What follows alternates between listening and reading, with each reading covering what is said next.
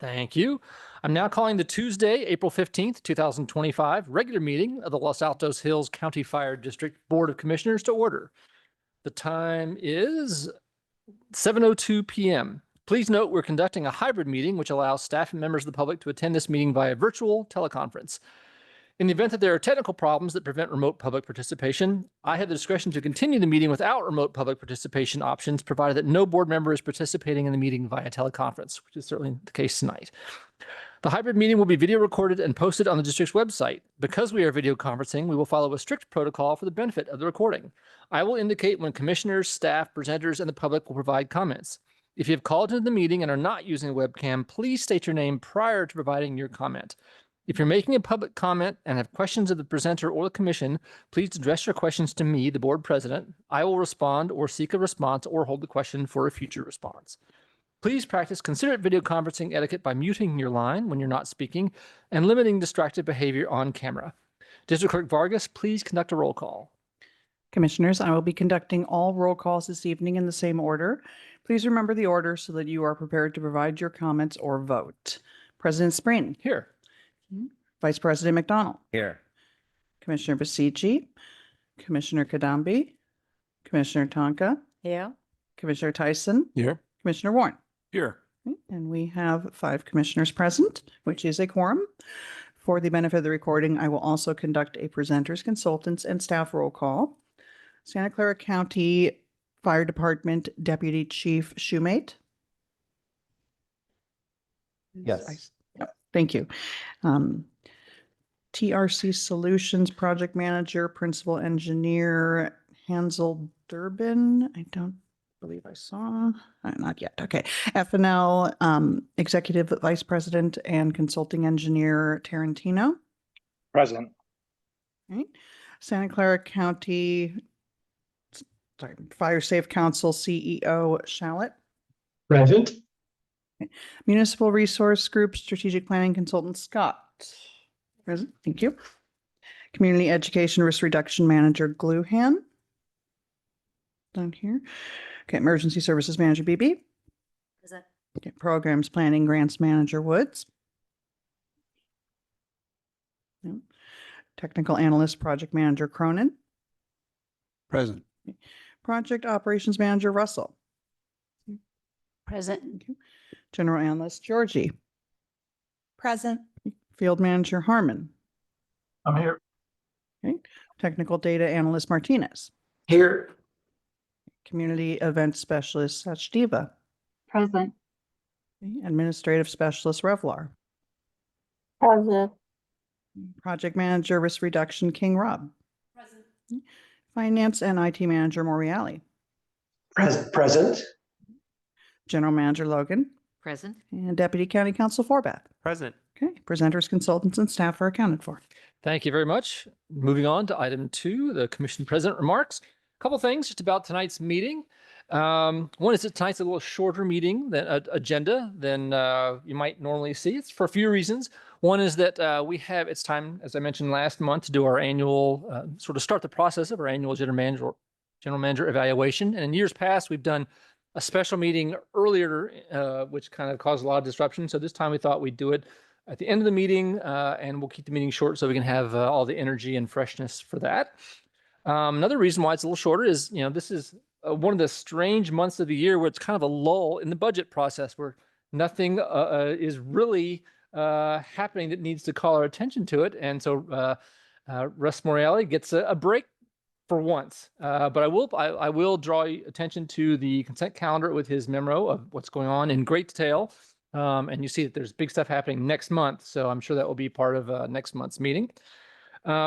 Another thing to draw your attention to in the consent calendar is a lot of needed public outreach and training for wildfire issues. That's still something on everyone's minds, and there's something almost every week. Just last week there was the Los Altos Community Coalition where Denise and Chief Glass spoke, and I watched the video that's on YouTube. That link's been passed around.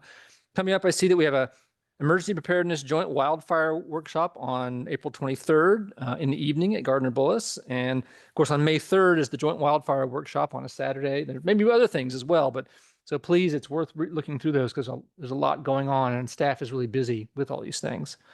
And that's really all I have to say in advance, unless I guess not. Okay, great. Let's move on to the item 3 with public comments. Persons wishing to address the commission on any subject not on the agenda may do so now. Please note, however, the commission is not able to undertake extended discussion or action tonight on items not on the agenda. Items may be referred to staff for appropriate action, which may include placement on the next available agenda. District policy is to limit public testimony to 3 minutes per speaker, unless the number of speakers requires me to impose shorter time limits. Do we have any public comment on items not on the agenda? I think we have one. Yeah, we have one in person and one online. Great. We'll go with one in person first. Alan Epstein, I live in the district. I just wanted to inform the commissioners, in case they hadn't heard, that LAHCO approved the dissolution of the South County Fire District and the merger with Central Fire Protection District. I was at that meeting and spoke at the meeting, not in favor of it. The vote was 6-1. The representative from Morgan Hill voted against it. All the other members voted for it. Thank you.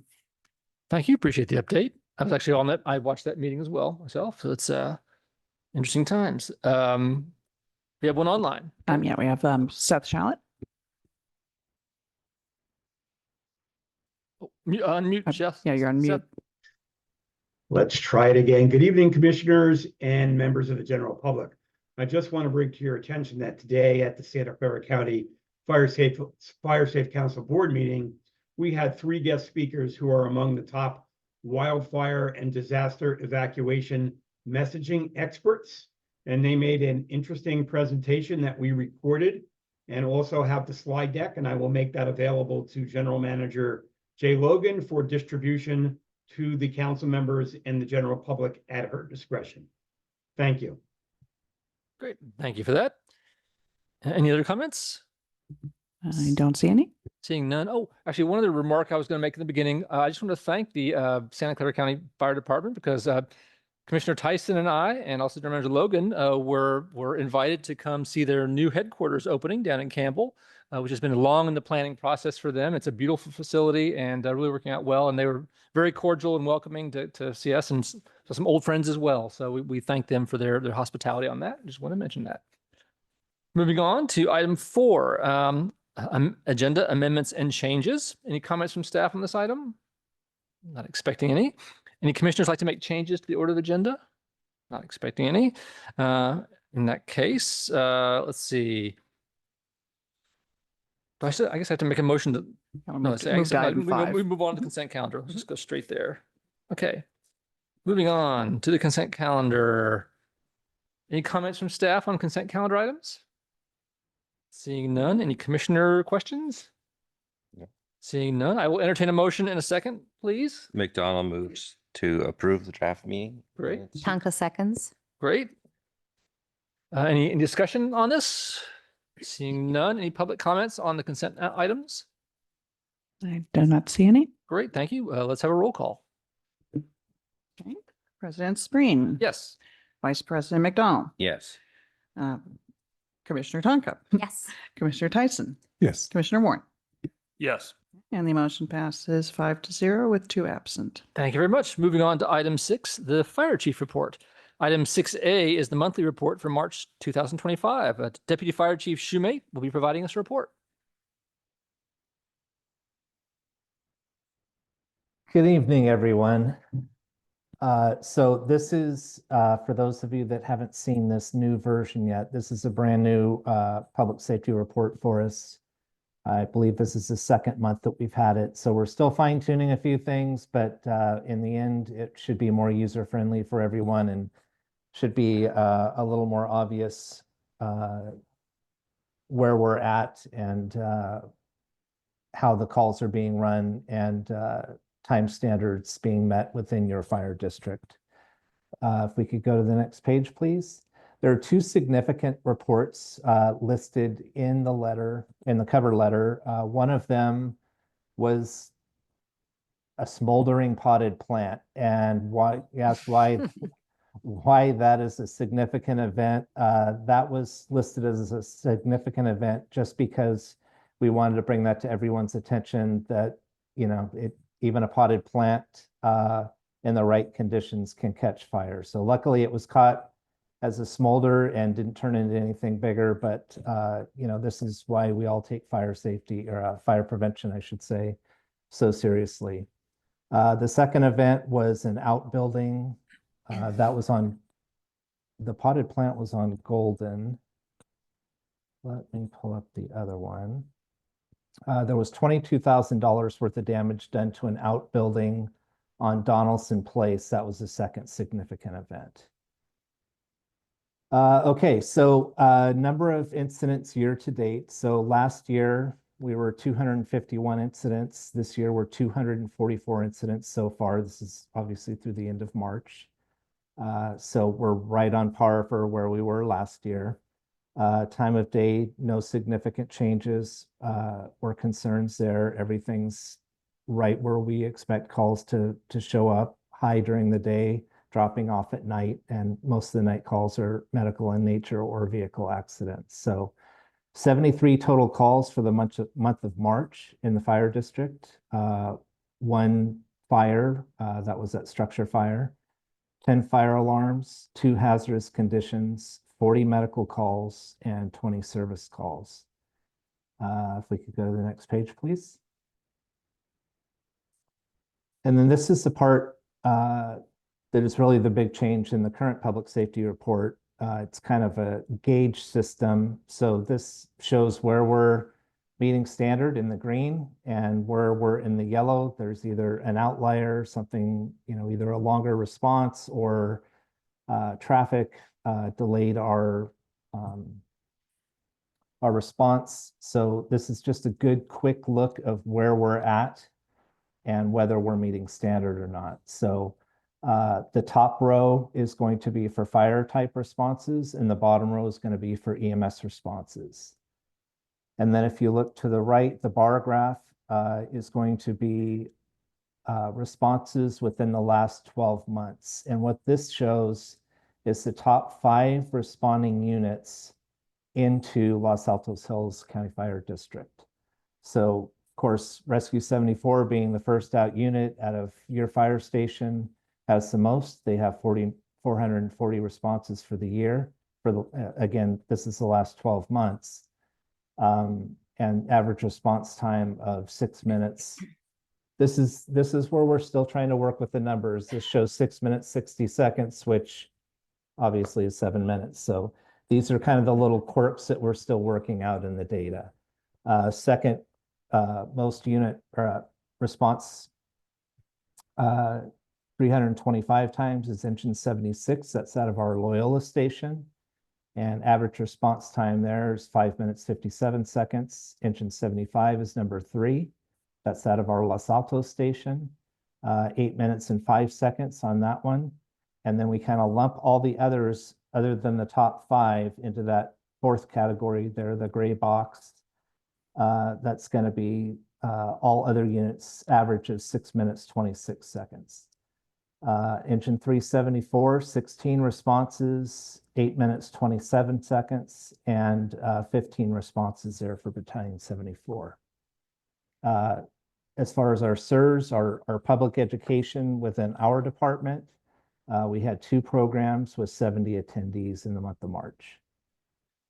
Any questions on the public safety report? Not seeing any. Great. Thank you. Okay. I was also asked to do a quick presentation for the new commissioners on our apparatus. So I can run through that quickly if you like. Just give me 1 second to pull that up. Sure. Actually, it'll be just as informative for us old commissioners as well. How do I do a slideshow? Thank you.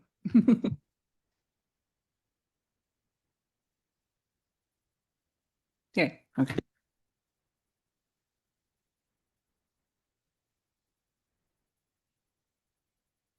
Is slideshow up? It's close. Oh.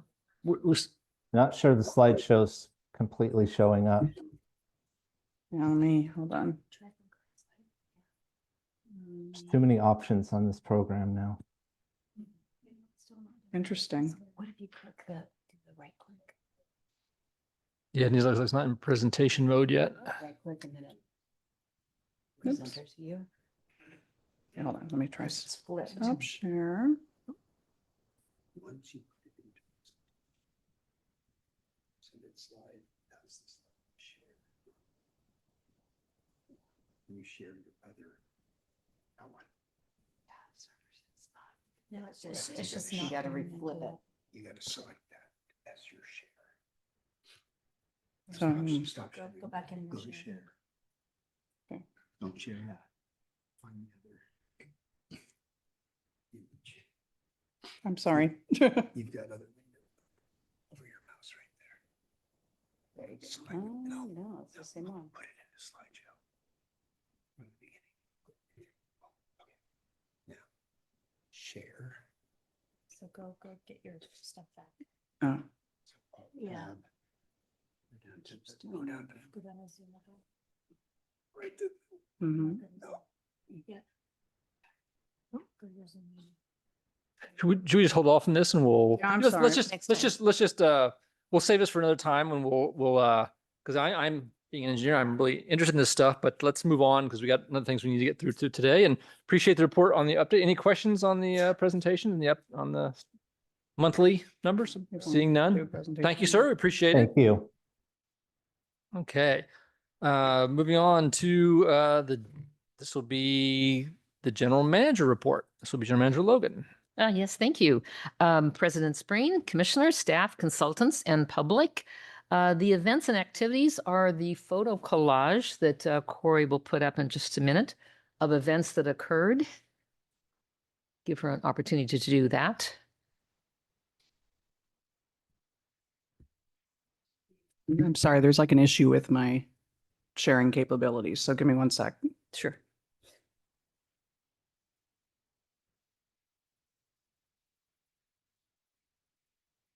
There we go. Okay, first slide, please, Corey.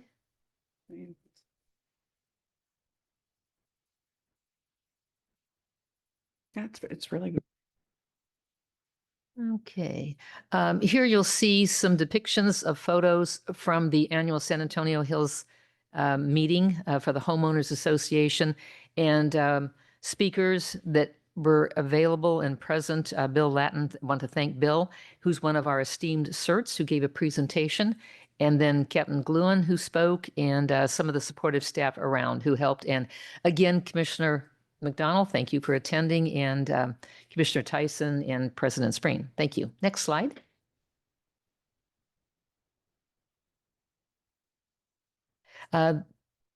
Back one. There we go. Just real quickly, this was a farewell and a thank you to Joe Simidian by his hometown, Palo Alto. And next slide. And here we have what was referred to as the grand opening for the Santa Clara County Fire Department's headquarters. And I really wanted to draw your attention to the fire truck on the side, because that is a good photo of what we will be receiving in about a year, the fire truck that we ordered. I asked the engine company that was standing there, I said, is this like our fire truck for Los Altos Hills County Fire District? And they said, yes, but you'll have higher technology attributes on your fire truck. So that gave me a real thrill to see what we will soon be seeing in Los Altos Hills. And next slide. Okay, I'd like to go to slide 5, which introduces information and the opportunity to research deployment of the N5 AI wildfire early detection sensors. The reviews of the slide contents and map for deployment is included. If okay with the commission, I'd like to continue the research and collaboration with Fire Safe Council, Santa Clara County Fire Department, the county, and local partners, and return with a report on the action for the N5s. But just reviewing the N5s, I'd like to mention that they are sensors that are currently installed in Woodside, City of Palo Alto, and Stanford Open Space right across from the district parcel. The district staff met with the consortium of N5 users, the manufacturer, Fire Safe Council, to learn about the N5 operations and benefits. The installation of the N5 sensors will add to a developing local regional network geared for early detection and warning of ignition and that can lead to wildfire suppression. And then the N5 provides environmental intelligence with 24/7 alerting capabilities to increase early and accurate action. Next slide, please. You'll see some pictures over there of the N5, and the sensor operates by particulate matter sensors. So they are not optical sensors. And LAHCFD would be a beta site for a pilot of the N5 sensors. And we would deploy approximately 10 to 15 sensors that would be installed with focus on open space in high hazard fire zones areas and local regional county parks in the areas. The pilot would be cooperative effort with County of Santa Clara Board of Supervisors initiative that includes the park departments. And luckily, the budget for the N5 sensors program was allocated this year in FY 24-25. And with that, I'd like to just ask Seth Chalet, who is the CEO of Fire Safe Council. Seth, would you like to say a few words? Because I know you've been much more involved, and thank you for your leadership and assistance to me in understanding the deployment of the N5s. Seth?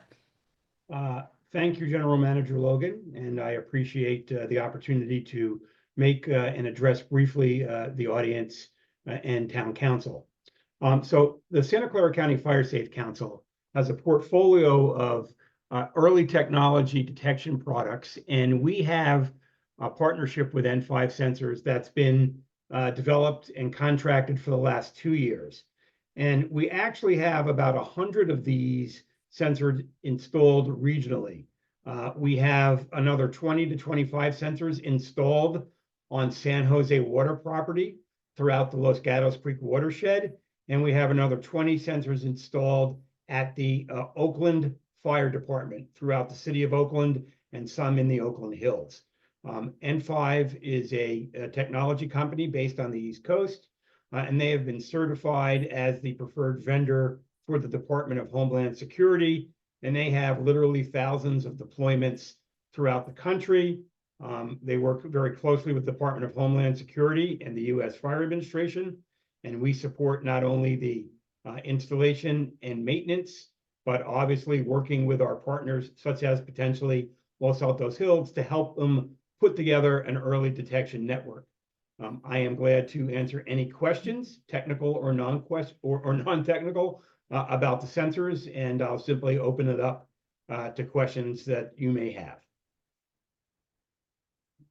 Any questions from here from the? I have a question. Please. How expensive are these sensors? Are they ready for mass use, or are they only confined to? But they are open used, spaces? again, thank you, and I appreciate that question. They are ready for mass use. There's thousands of these installed in, I think, 14 or 15 states and in Canada. In fact, after the Lahaina fire in Hawaii, Hawaii installed initially 80 of these on each of the islands, and they have since put in another 20. So Hawaii collectively has 100 of these sponsored by the U.S. Fire Administration. There are several hundred installed in Colorado, quite a large number installed in both Washington and Oregon, and many other states as well. So these are, again, certified and tested for the last 4 or 5 years with the Department of Homeland Security. In terms of costs, we will get to that because there are a few variables. There is a price list, which I have provided to the Board of Supervisors as part of this project, but there are a few variables, including density, the number of options, and the amount of data that is needed for the management console and the reports.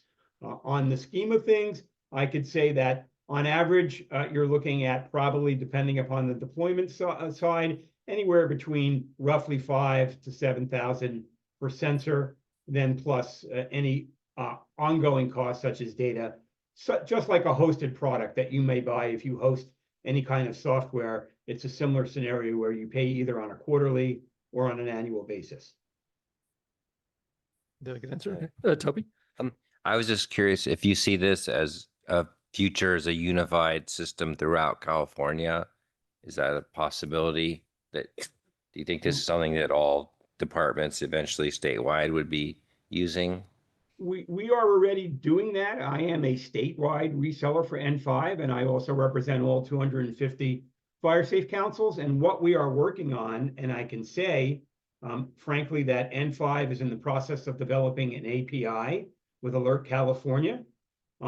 Ultimately, our vision for this product is to have interoperability and API with not just Alert California, but with the LAHCFD evacuation software and other technology protocols, so that we have a management console that you can triangulate and get multiple views and obviously minimize any false positives, of which there are few. So yes, ultimately, we would like to see that deployed throughout the state, but of course, I can't make any commitments that that will be a certainty. Thank you. You're welcome. George had a question? Sure.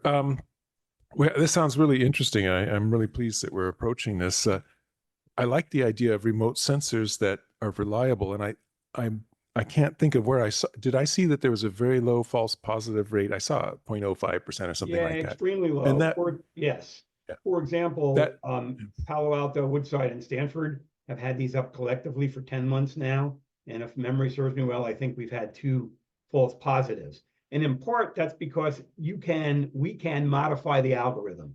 The AI is modifiable based on the data that it takes in. So we can adjust, increase or decrease what's known as the sensitivity. Mm-hmm. Well, that makes it sound even better, because a lot of times things sound great. We implemented ALPRs for license plate readers, and Yes. it turns out, they do things, but they require a lot to manage and sort through all of the data. And then we already saw the chief's report. I didn't keep track of how many false alarm fire calls we get, but there's always quite a few. And so just the more we can focus on the real work and getting it done and not have to chase false positives is inspiring. And one final point, if I may, there are no cameras, there are no recording or audio devices. So these sensors are not peering into your dining room. There's no other capabilities but the detection from the gas and particulate matter. Yeah. So what's the expected lifespan of these units? We actually, as part of our program with the Department of Homeland Security in Woodside, Palo Alto, we went through a very long process and put together what we call an end of life and a warranty service program. And I'm glad at the appropriate time to make that available to General Manager Logan. The products have been laboratory tested. They've been installed and up and running in the field for about 3.5 to 4 years now. But prior to that, they obviously went through kind of what we call laboratory testing, and different components have different life cycles. For example, the solar panels that you can see, the top item, has about a 10-year theoretical life. The sensors, we replace them every 3 to 5 years as part of the regular maintenance. So I would say that there is a range, and we have had only 1 or 2 unit, if you will, failures where the Fire Safe Council has immediately swapped out a new unit for one that was perhaps not working well and was shipped back and retrofitted to N5. But I do have a full list of the maintenance and warranty, and I'm glad to provide that at the appropriate time for planning and maintenance and upgrades. Okay. Any other questions? I just wanted to mention, Corey, if you could go down to the deployment map. If you look at the map, it's really interesting. If you think of the deployment of the N5s, think of that as a strategic fuel break. Look at that. Because Los Altos Hills County Fire District is right there where the red line goes through. That's Foothill Expressway. So you can see how it forms a perimeter already deployed around the very high danger area in the district, which is on the west side of the district. So it already is carving out the district, and it'd be nice then to deploy it across the face of the district. So the map to me is very compelling as I see the opportunity to network with our partners, Palo Alto, Woodside, and Stanford open space. General Manager Logan, can I make one final comment? Yes, please. Sensors that you see on this map here are already up and displayed in the San Mateo County Emergency Operations Center. One of the things that we look to do with this pilot that we're going to work on collectively is ultimately have these also up and running in the Santa Clara County Operations Center. So currently in the San Mateo County Operations Center, these are on the big screens. They're up 24/7. So these can be monitored in the Emergency Response Center, as well as they send text, voice, and call alerts to a collective group that we can set up. But I want you to be aware that it is also something that the emergency managers have 24/7 access to. Thank you. And I think in conclusion, I just want to say that this technology is very robust. It's right around us. It's at our fingertips. And I would like to continue the research into if we can deploy it and have the commission be aware of that as I'm going out now and talking with our partners and talking with, particularly with the county, to be a part of that conversation. I think that would lend us well as a regional benefit again, and also working with Fire Safe Council. Does anyone here have any negative reaction to this at all? Okay. I'm seeing none. This map itself is compelling in that we're not out running tests. We're joining a network and making it, extending this safety to our residents. So I'm certainly full speed ahead. Okay, thank you. Thank you so much. Moving on to the next slide. Now we're going to talk about fire hydrants, another line of defense. And on this, I'd like to bring on Jeff Tarantino, who's the Executive Vice President with Fryer and Loretta and our project manager, consulting engineer. And I'd just like to mention that the first slide has to do with Julietta Lane. And this was a very interesting experience because the leak from this hydrant was not visible. And what got everyone's attention is the acoustic leak cap sensors. And again, the technology of saying, hey, there's a problem here. And so when Parisima Hills went out with our on-call and consultants and with Jeff, they opened up the ground and sure enough, there was water standing where it was not visible, but it was seriously a leak. So that was repaired. But Jeff, with that, I'll turn it over to you. If you could take us through just your memo report on Julietta Lane and then into the Radcliffe Lane hydrant project, I would appreciate it. Thank you. Yes, thank you, General Manager Logan. President Spreen, Commissioners, good evening. So first, talking about Julietta Lane, as General Manager Logan mentioned, Parisima Hills Water District notified FNL that through their acoustic leak detector caps that they noticed an anomaly in the vicinity of the Julietta Lane hydrant. The Parisima Hills staff ran a pressure test and determined that there was a potential leak associated with the fire hydrant itself. When our staff went out and kind of did a visual inspection of the area, again, as there was nothing obvious from the surface, but when our engineer Jason opened up the valve cover, you could see that there was essentially standing water in the valve box. Basically, the valve is several feet below ground, and there's a plastic pipe riser that allows and provides access to the top of the valve so that it could be open and closed. And that riser pipe was full of water. So at that point, it wasn't clear what the source of the water was. So we engaged C2R, our on-call fire hydrant repair contractor. And in coordination with Parisima Hills Water District, we basically performed an on-site investigation where we exposed the hydrant bury and the hydrant valve. And what we found was that there is a fitting between the hydrant bury and the valve that is a compression fitting. So it's essentially slipped on over between the valve and the pipe, and then through tightening of bolts, it allows the hydrant bury to basically seat in the gasket and provide a seal.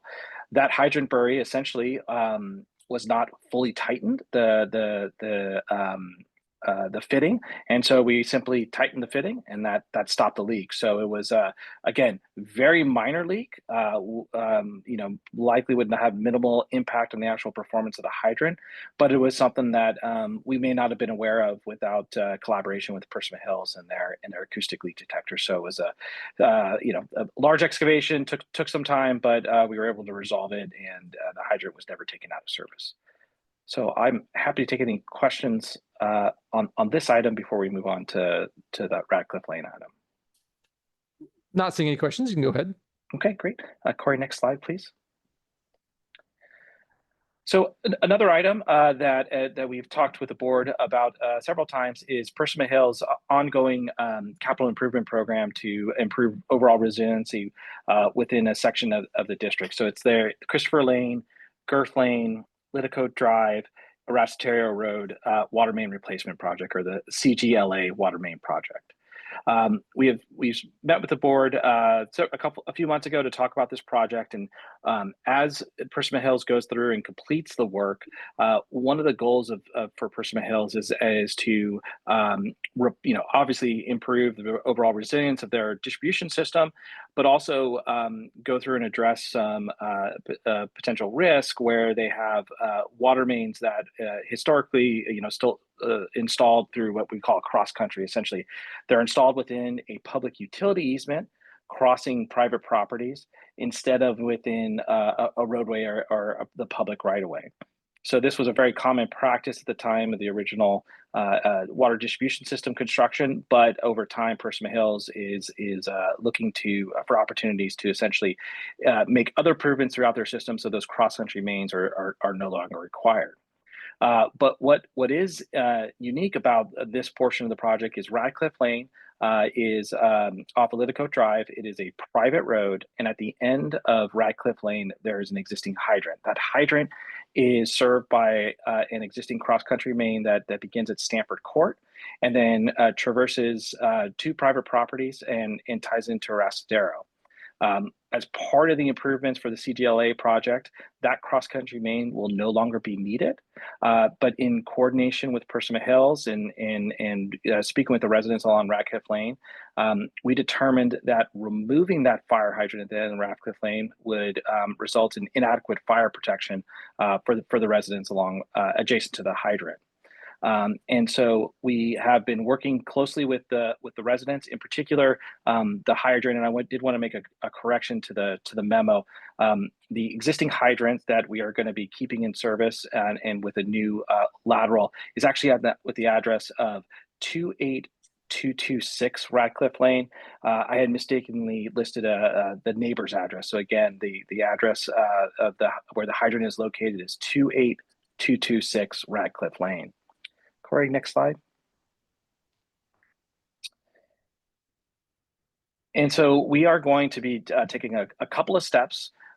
First, we will be performing a topographic and boundary survey between Stanford Court and Radcliffe Lane. Specifically, there is a resident on Stanford Court where the public utility easement is located. The purpose of that survey is just to confirm the existing conditions, allow us to better locate the public utility easement, because we will then be installing a new 6-inch lateral between Stanford Court and Radcliffe Lane. We will run that lateral to the existing fire hydrant. As part of our design services, we are going to evaluate the existing hydrant. If we are at this time, for kind of budgeting purposes, assuming we need to replace that hydrant, but during our design process, if we find that a hydrant is in reasonable condition and in good shape, we will simply remove and reinstall that hydrant. When our work is done, we will have a new 6-inch lateral between Stanford Lane and Stanford Court, and Radcliffe Lane.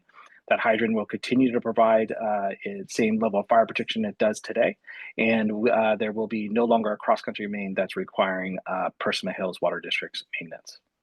So with that, that's the end of my report, and I'm happy to take any questions from the commissioners.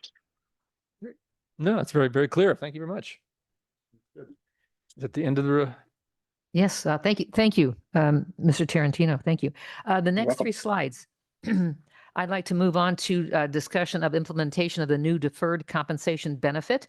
And I'd like to ask strategic plan facilitator Marcy Scott and budget manager, IT manager Russ Moriali to kind of chime in and help with this. So thank you, Marcy, if you can provide some information. Thank you, General Manager. Good evening, everyone. Today's tax day. And sorry to remind you, but the good news is we took a step this morning in implementing a new plan for employees to help them reduce their taxable income. And so in early April, the general manager signed the initial paperwork for these plans. And today, the general manager, budget manager, and I met with the two vendors to kick off the implementation.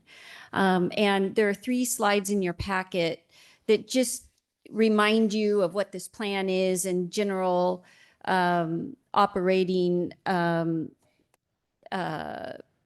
measures of the deferred compensation plan. But we're looking at implementing in mid-June. And before that happens, there will be some training and orientation for employees so they can think about how to best use this new tool for their own circumstances. And again, the plan offers a variety of options, around 30 different investment options, including a Roth, which provides different ways of handling your investments, and it can impact you differently in terms of reducing taxable income. So the bottom line is this will be a new tool for employees to use, part of the new benefits program, and we're very pleased to be finally in the implementation process so employees can start participating in by mid-June. And kind of a summary of that, the benefits program for the employees is to attract employees, be a little more on even par with other agencies that are attracting talent in these days, and then also to retain employees. And that's why we're providing these benefits that the commission has authorized us to do. And at point we have EAP, which is the Employee Assistance Program. And then we have the QSERA, which is a health reimbursement program that is operative. And now this will come online and be a retirement savings program. So thank you to the commission for giving us that authority to move forward, and to the employees. We're very pleased to be able to present, I think, a very robust package for you. So, and thanks to Marcy and Russ, who've gone through a lot of work here. Russ, do you want to say anything? Eloquently mentioning about your favorite topics? Oh, no, General Manager Logan and members of the commission. No, you've said it all, and Marcy's recapped it perfectly. We're just so pleased to launch this program. We're very confident in the vendor that has been selected and providing this program, and we're eagerly implementing it. So thank you for the commission for this guidance and the resources to provide it. And we've included this in the budget, so there's no concerns from a budgetary standpoint. Very good. Great. Okay, President Spring, that ends the general manager report. We're seeking no action, just providing information and getting again a sense of direction, just in the nodding of heads, to move forward with some of the programs that we have planned here. So thank you very much. Any other comments here from any public comments? Yes, thank you, Alan Epstein. I'm very interested in the N5 sensors. I have not heard about their effectiveness or their sensitivity or the density that's required to cover an area. I'd be very interested in hearing about that. The other thing I'd like to say is that I think they're a good partner with the alert camera system. So if you get an alert, you move the camera in that direction, you can verify whether there's smoke or fire. Unfortunately, the existing alert cameras don't service our area very well. If you look at the map, they're really not focused in our area. And so I'd like to suggest that in conjunction with this analysis, the district also look at possibly seeing what they can do to get alert to add more cameras in our area, or possibly consider adding the cameras ourselves, because I think the two systems go hand in hand with one another. Thanks very much. Thank you for the comment, because that really is something for us to all think about. The verification of a report is the next step. So thank you for the comments. Okay, moving on to item 8. This will be, let me introduce this, which is the home ignition zone sort of concepts. As you know, this is a topic for the last few months that I've been sort of leading up. And last month, you got to hear a decided non-expert, me, kind of introduce the topic, based on just what I could sort of find and collate to what I thought was relevant for us. But we know this is an important topic, and I wanted to say, how can we bring the commission real information that you could use in discussions with residents, everything else? How can we bring some expert thought to this? So, and been dealing with staff to say, well, gee, we have someone who is giving HIZ assessments, who has gone door to door and talked to residents trying to advocate for effort there, has done wildlife surveys, and is currently talking to these other towns and is going to conferences about this, staying on top of the state of the art. Let's hear from that from her. So that's what this is about, is just to inform the commission and obviously any questions you might have, so you can trust a more trustworthy presentation than what I could come up with. So I'll hand it off to you, Captain Russell. Thank you so much, President Spring. You're being very, I think you're not giving yourself enough credit. I just want to start by thanking you for including me in this continued conversation. It's been really robust. We've learned a lot. It's been a great opportunity. Like any program, there's always room for improvement.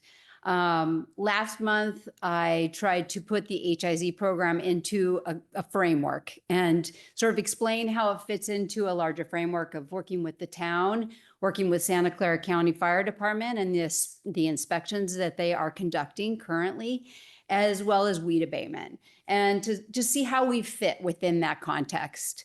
And so I wanted to discuss that a little bit more deeply, and also talk about some of the challenges and upsides to focusing on 100%, what you gain and what you lose.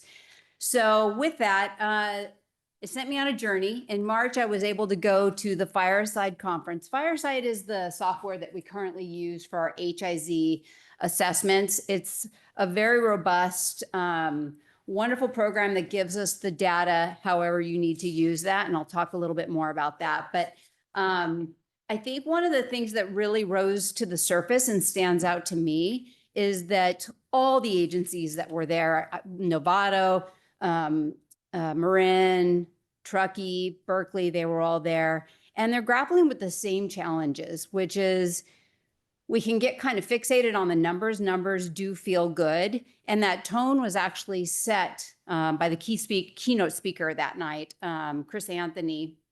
He's a retired chief from CAL FIRE.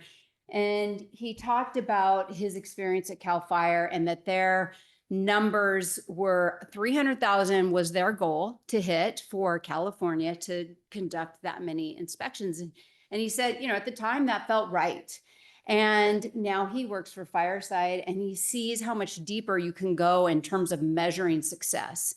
And numbers can be good. Like I said, they can make us feel good, but they're not by any means the end all be all of the measurement of success, that there's a lot more to measure.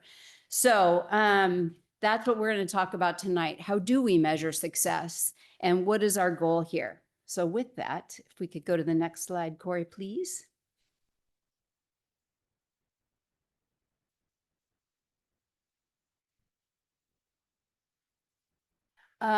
So one of the things that really also stood out for me at this conference was how unique, I already knew this, but it was validating. Los Altos Hills is quite unique. And, you know, we have the town and their role is code adoption, for example. And within that, there's a bunch of committees I've learned underneath that work with the town, which makes that even a little more complicated. I see a lot of nodding heads because you all know this. I've actually been very impressed by how you all know your ordinances. I couldn't name an ordinance in my town, like if you paid me $1 million, but everyone seems to be very aware of ordinances. Enforcement, of course, Santa Clara County Fire Department conducts our inspections. They have the ability to enforce authority. The town also has enforcement authority. And then, of course, our sort of agency as last resort is the weed abatement. Although they do serve a great role in that they expand defensible space, the defensible space that goes larger than just that 100 feet is very helpful, or 30 feet in some cases. So, but they're able to lien a property if at last resort, after we exhaust all of our efforts, they can do the mitigation and charge that resident. So as you can see, there's a larger framework here. We all have different roles, but our goals are the same, which is we want to inspire or compel our residents to take action. That's the most important thing. You could reach everybody, but if people don't take action, then it's not increasing the safety within our community. So our partner agencies do compel action through ordinance adoption, inspections, and enforcement. And Los Altos Hills County Fire District supports action through education, incentives, and programs like our brush chipping, defensible space drop-off, or Firewise communities. And I think it's really important to emphasize both of these approaches are essential for a holistic approach to this. All right, next slide, please. Okay, so as I mentioned, I think President Spring really did a great job of talking about Truckee and how they're different. They, of course, passed Measure T, which is an 8-year tax on residents. They pay for those assessments. Their goal was to reach every resident with an inspection. That is the opt-out part of it, or 100%. But just noting that that is on a 3-year cycle. So they do approximately 4,000 inspections each year. Something similar is County Fire also does their inspections on a 3-year cycle. They reach every resident in the designated WUI every 3 years. Berkeley Fire Department was interesting because they only inspect everyone in the very high hazard severity zone, similar to County Fire, but they actually do all of them every year. However, their model was different because they started in March and they end in November. So it takes them 9 months to reach all those residents. And a lot of people in both of those cases. Both of those agencies do have the authority to enforce. They enforce in different ways. And I think they both acknowledge that enforcement is not the goal. Of course, compliance is the goal. You want people to comply willingly. You don't want to have to enforce them. The other thing I want to emphasize is curbside versus full access inspections. Full access means the resident allowed you on their property and allowed you to walk their property and conduct the assessment. Truckee is very transparent. In fact, that's one of the things I really liked. I loved their annual report. They've, I think they have published 2, correct? And so they're very transparent. Their first year, they were able to make access 17% of all those residents. They were able to conduct an assessment with the resident. And then in 2024, they were able to conduct 25%. And the reason why they report that is because they recognize that when the residents walk with the inspector or the assessor, they're more apt to take action. And that means they're going to open their report, more apt to open their report, and they're more apt to correct violations. So if I could go to the next slide, please.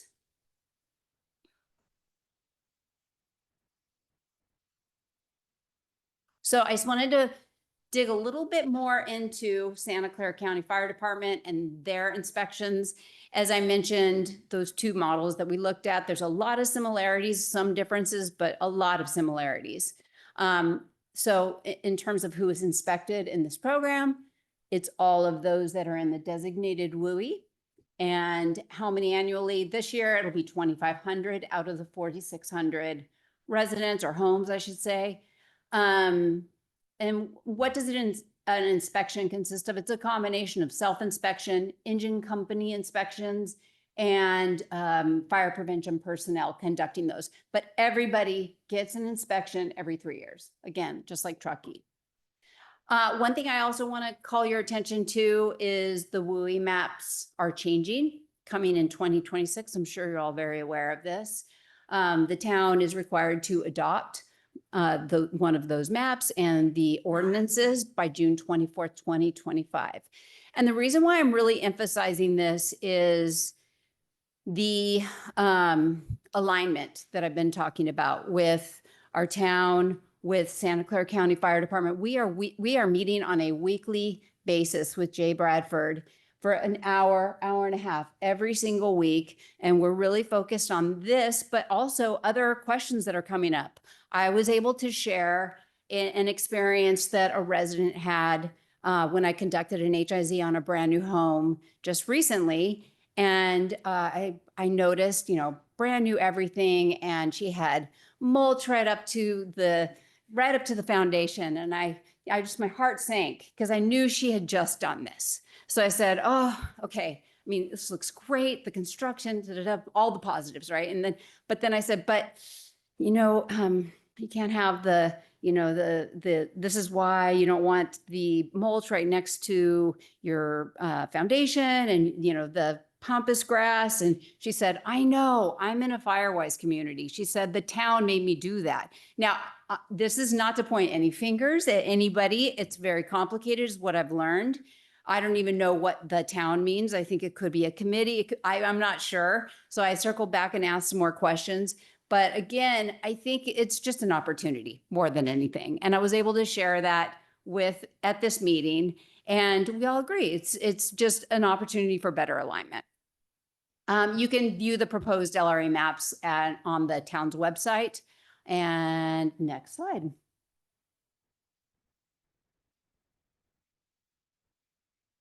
Great.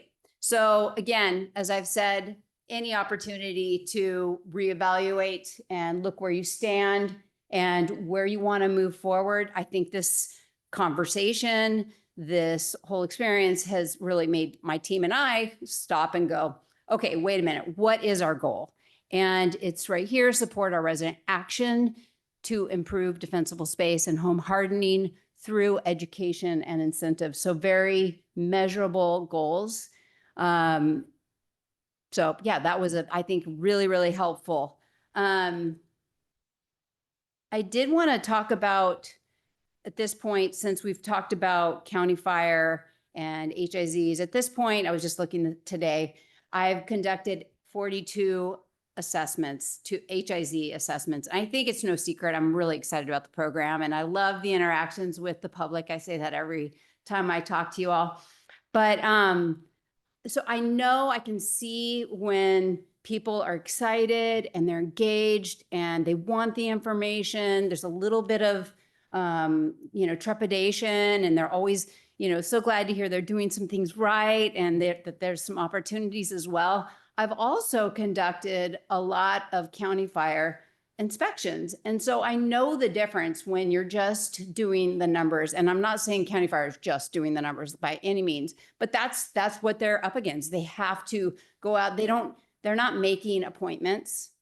It's luck of the draw, just like Truckee. When you go by, if they're home, awesome. Some residents will let you on their property, some don't. You're not spending an hour. You're not interacting with that resident beforehand, giving them information, answering their questions ahead of time. You're not going to follow up lengthily after you have an HIZ assessment. So that it's really comparing two different fruit. They're very different and they serve different purposes. Lastly, I've also experienced what it is to walk door to door in this town. And it's very low density housing. I'll say I like walking. That's not the problem. It's more of the you're not getting very many contacts with residents when you do go door to door. And we're also in a slightly different environment right now where people are suspicious. They're worried that insurance companies are conducting assessments or inspections. So it is a kind of vulnerable feeling as an assessor out there walking. And, I did one of our evacuation routes and I think the entire day I didn't get a single person. It was very disheartening, but that's just one of the trade-offs. Again, they are very different experiences. Okay. I also wanted to elaborate a little bit on what does that look like? What does the resident get when, say, Truckee does go and do we called it a windshield survey or sidewalk survey.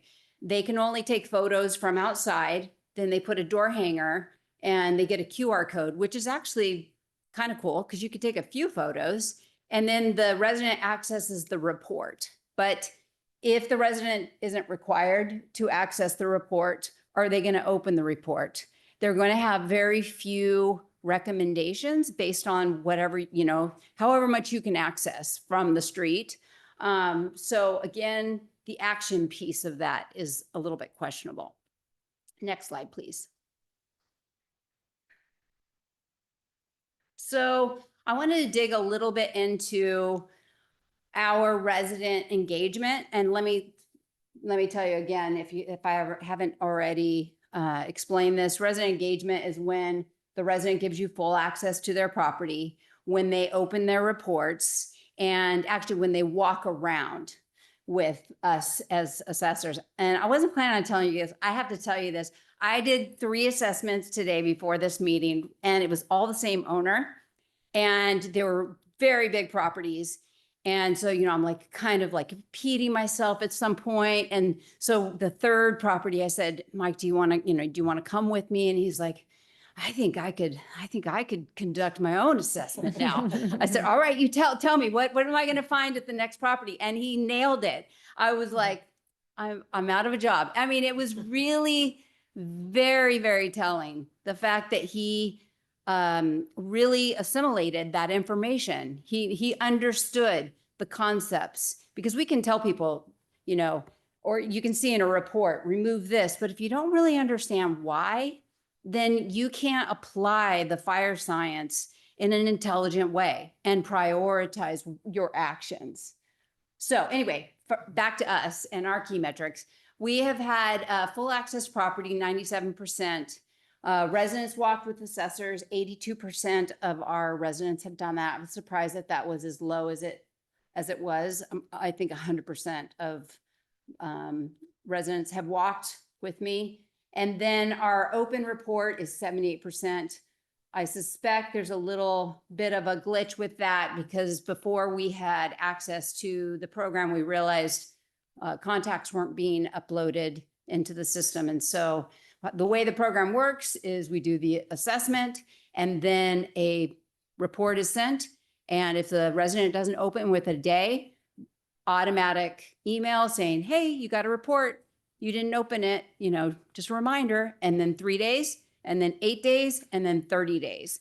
And so I think there was an issue with the contact. We have fixed that. And yeah, so next slide, please. And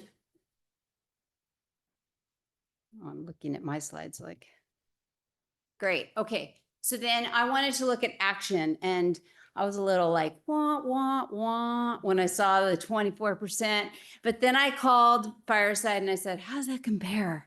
And, like, where should I put our goals, so that what's realistic? He said, no, that's excellent. And he actually basically dug into his national data, and he gave me information like agencies. And he pulled up one that was also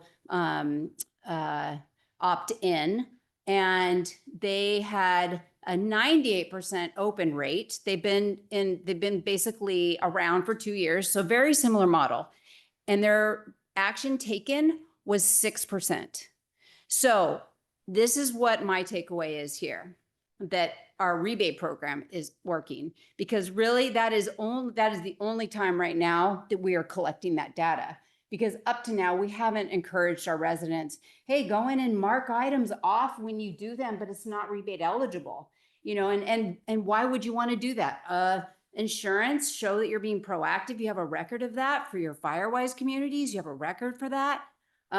So we're just now starting to educate our residents, making that, or helping them see how that can work for them. Because it is an extra step. They have to go in and upload a photo and mark it as resolved, and then we have to confirm that. But anyway, he said, no, that's actually really, really good. So I hope to improve that. Can we go to the next slide, please?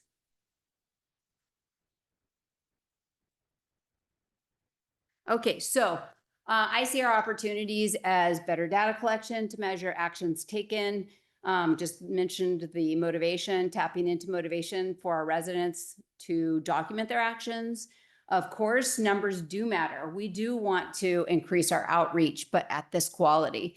We want to increase our report open rates, and we want to increase staffing to meet demand. And right now we're working on that. Next slide, please. Oh, and I just wanted to give you a little update on numbers so far this year. 170 residents have signed up year to date. We've conducted 110 assessments so far, and we've had 37 rebates, 85,000 paid out. So to put that number into perspective, we conducted a total of 72 assessments last year.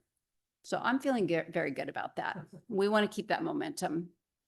Okay, so opportunities for better alignment. I think I already discussed that, but I think what I want to leave you with is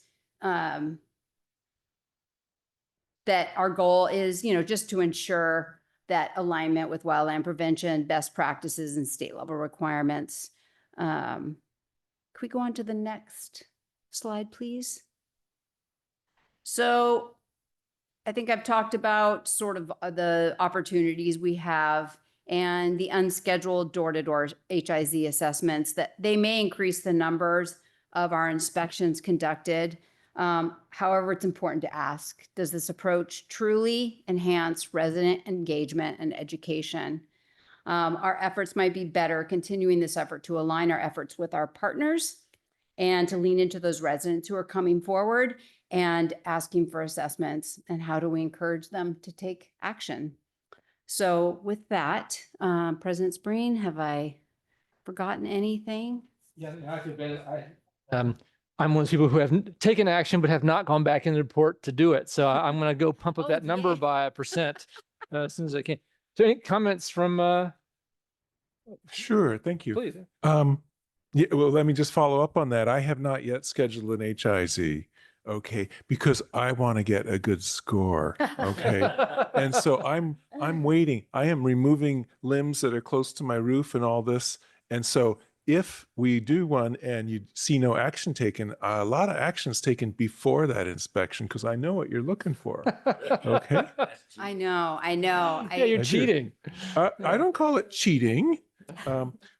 Just a clarification, you talked about Truckee and the opt-out, and could you say a little more about Sure. what that looks like? Sure. Opt-out just means rather than opt-in, you sign up for an inspection. We assume everyone's going to get one and you can opt out. So it's not required, whereas Berkeley is not an opt-out program. They are going to conduct their inspections over that swath of 7,000 properties. Santa Clara County Fire Department is not an opt-out program. They are going to conduct those 2,500 inspections. Okay, no, I know what the terms mean. It's more of does that make it hard to schedule the work? If you have a certain percent, a certain number, you're gonna do then, and you just find a way to schedule it.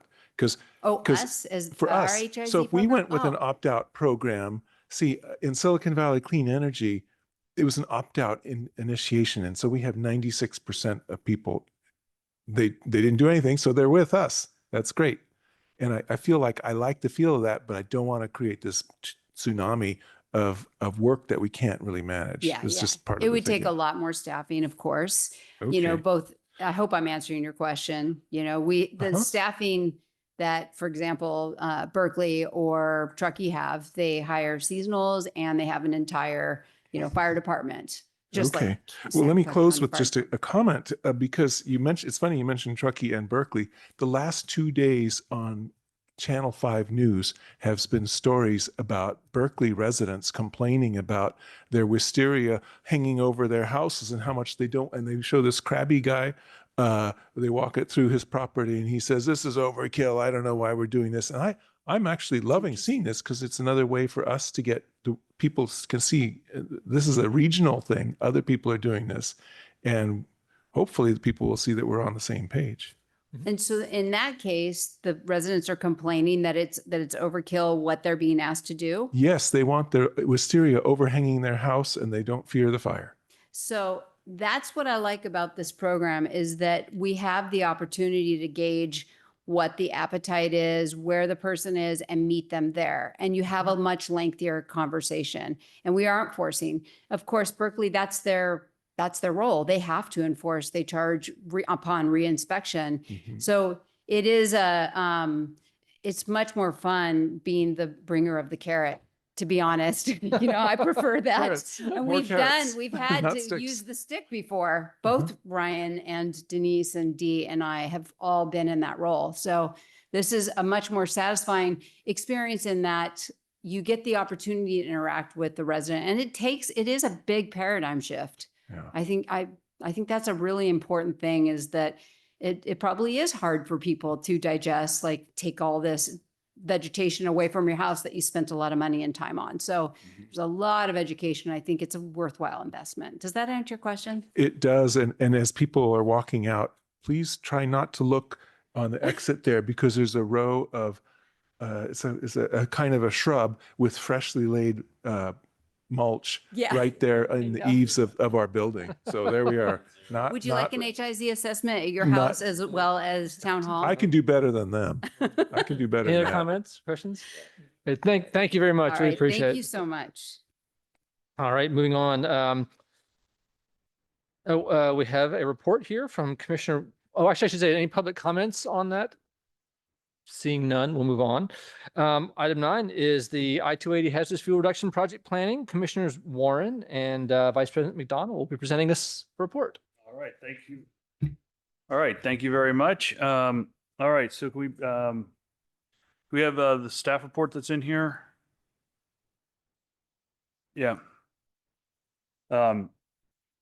Okay, so the memorandum report from from General Manager Logan.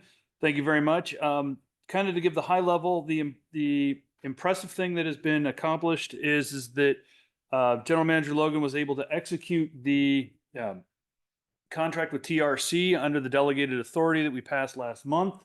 And she was able to bring that contract to closure, and she is engaged with TRC. And so we're very pleased to welcome TRC to the program, and the ability of the staff to engage them now to begin the preliminary planning activities in support of the I-280 project and the fire facility.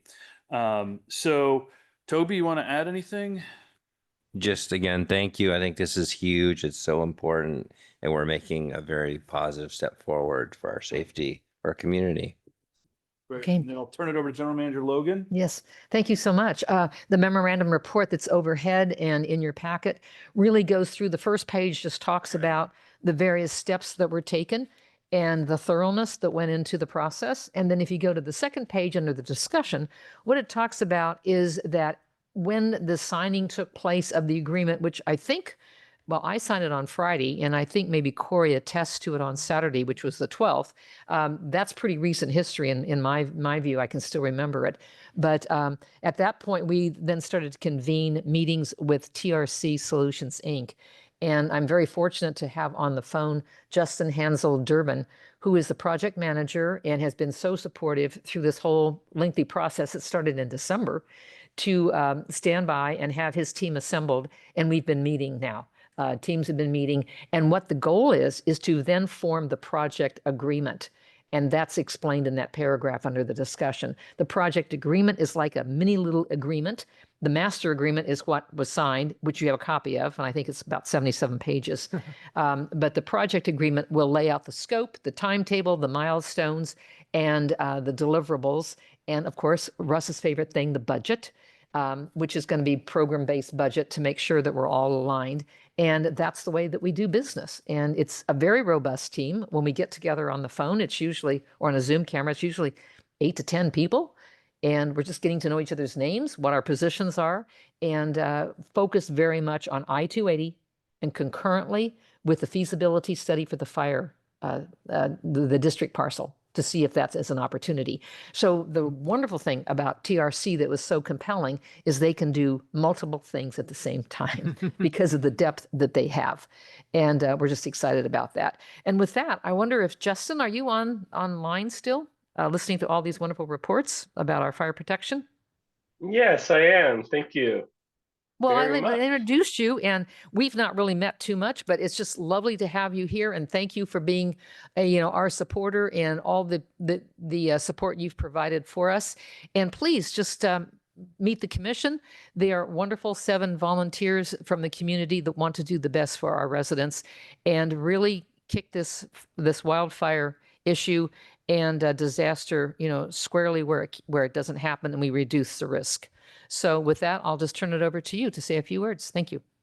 Yeah, thank you, General Manager Logan, and the Board of Commissioners and everyone in the room and calling in. I really appreciate this opportunity to work with the district, and I speak for all of TRC. We're very excited to jump on these projects and start a good, positive working relationship. I knew right off the bat in our early calls and conversations that we were all on the same page. TRC's most core value is safety. We want to make sure any meeting we have, any project starts with a safety moment, and anybody that's going out in the field on any of our projects, we want them to come home in as good or better condition than they started. So, and I know that's the kind of the guiding principles with you guys here and with your community is safety first. And yeah, we have a big group within TRC. I kind of assembled technical experts and support staff from all different areas, providing vegetation management support. We got engineers that are really familiar with freeway work and design work, civil engineering. We have the CEQA, biological cultural permitting aspect team available and ready to go to review items. We've brought in some fire facility expert design teams. 10 over is on our team here, and they've done a lot of work in that area. I think they're currently working on Pursuma Hills Water District facility, so they're very familiar with this area. So yeah, we're excited. We got a lot of folks ready to jump in and make things happen. So thank you very much for this opportunity. Appreciate it. Thank you, Justin, for your comments. I really appreciate that also.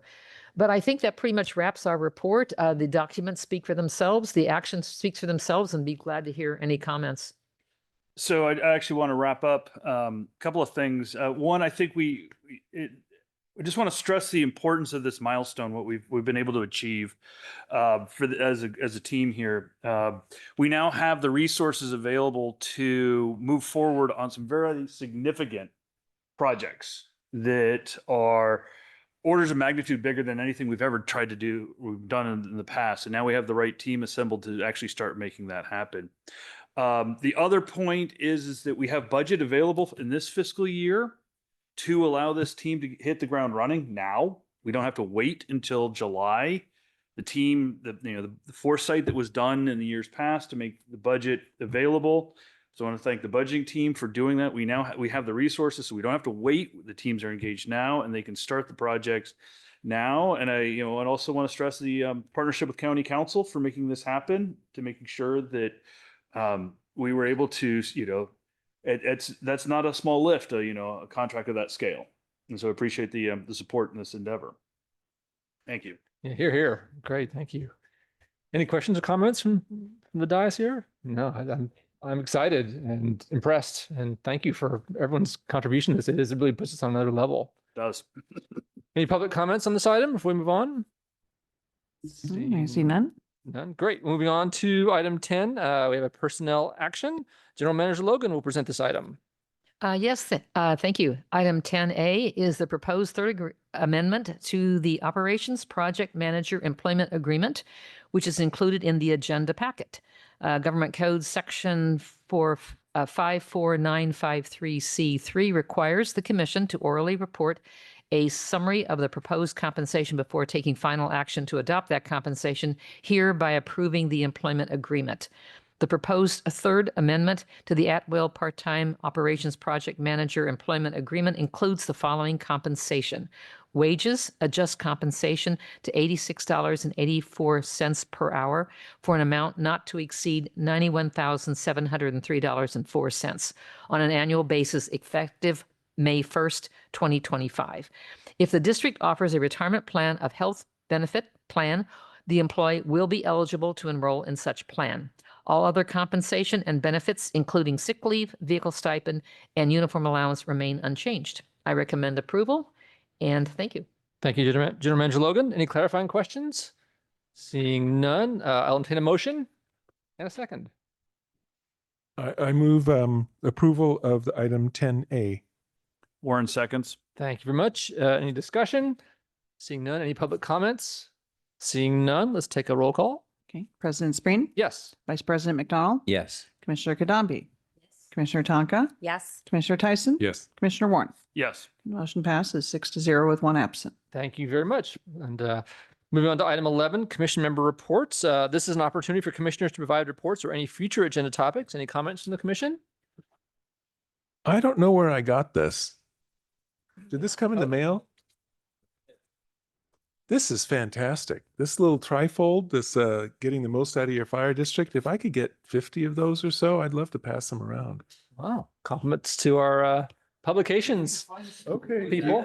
I have them in the back of my car. Just pass it's it really good. along. Was that from the homeowners? I don't even know how I From the got it. country club, the Was homeowners that from San association? Antonio Hills, maybe? Oh, yeah. I think it was at San Antonio Hills. Okay. I don't know where you got it. Well, great. Well, there's a compliment and a request. Great. Any other items for future? Shout out to, I know we're all connected with Santa Clara County in many different ways. So I had an elderly gentleman who stayed with me for a few days, and he just recently, we had an emergency, and he was just walking, and he just had a small little syncope kind of a thing, and he just fell down, and immediately the fire department and the paramedics, everybody just came and stabilized him, and it was done in seconds because someone Wow. flagged down someone else, and it was done. So huge shout out to our first responders, to all our staff. I mean, you guys just rock. Well, there you go. Well, nice to end this on a very positive note. Appreciate that. Okay, any public comments on this? Seeing none, let's move on to item 11B, which is a notice that the next regular commission meeting is scheduled for May 20th, 2025, in person and hybrid in these town hall council chambers.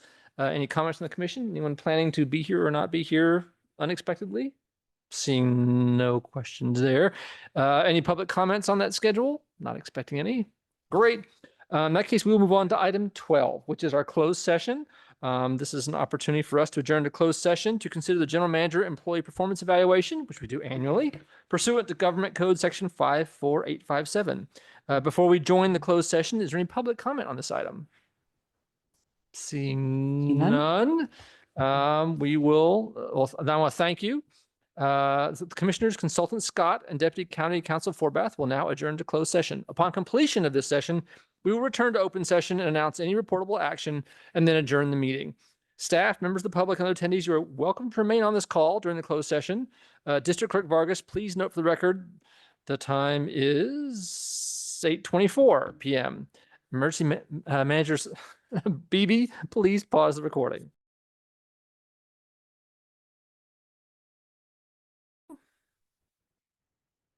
Thank you. Moving on to item 13, reconvene to open session. District Clerk Vargas, please note for the record, the time is 8:49 p.m. and please conduct the roll call.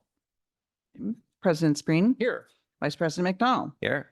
Commissioner Kadambi, Yes. Commissioner Tonka, Yeah. Commissioner Tyson, Here. Commissioner Warren. Here. Okay, and we have 6 commissioners present. Thank you. Deputy County Counsel Forbath, please announce any reportable action from the closed session. No reportable actions were taken in closed session. Thank you, sir. We'll now move on to item 14, adjournment. This concludes the April 15th, 2025 regular meeting of the Los Altos Hills County Fire District. The meeting is adjourned at 8:50 p.m. Please stop the recording.